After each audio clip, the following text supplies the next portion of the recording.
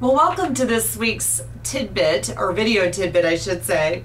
This question is really good that I'm going to share with you today.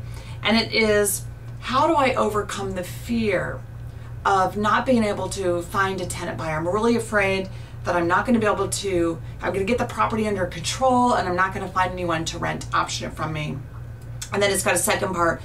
I'm also afraid of the tenant being late on their rent. So let me cover the first one first, which is, you get the property under control with the seller, a lease option.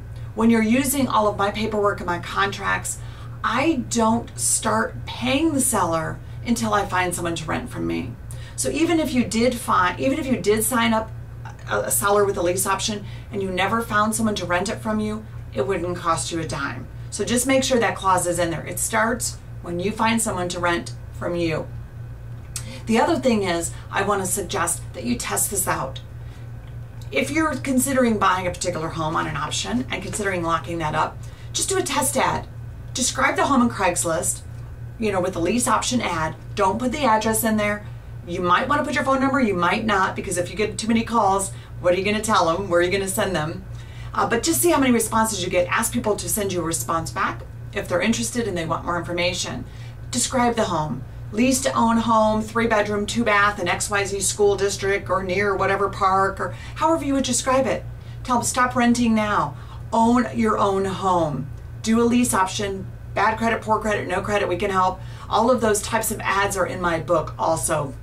The one that's called, this one, Investing in Real Estate with Lease Options and Subject to Deals. So look for those ads. There are so many tenant buyers out there right now, your phone is going to ring off the wall. So it's a very easy thing, but I understand the fear. So just test it out and make sure that you're protected in those clauses. Second thing is, what if the tenant is late on the rent or they don't pay you? This can happen. I'm not going to say it can happen. Of course, there's some tenants who got to be evicted later too.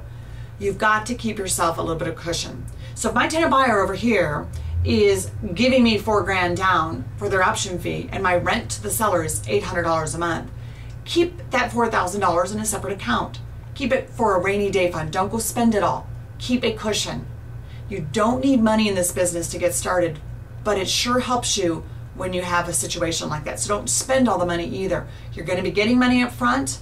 Save that to pay the seller if they're late or if they don't pay you.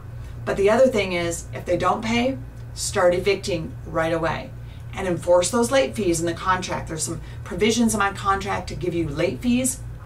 Enforce those, meaning that if they're 5 days late and there's $20 in late fees, collect the $20. Maybe give them a deal one time, but after that, make sure you get paid. Hope that helps you, and we'll see you next week on a next video tidbit.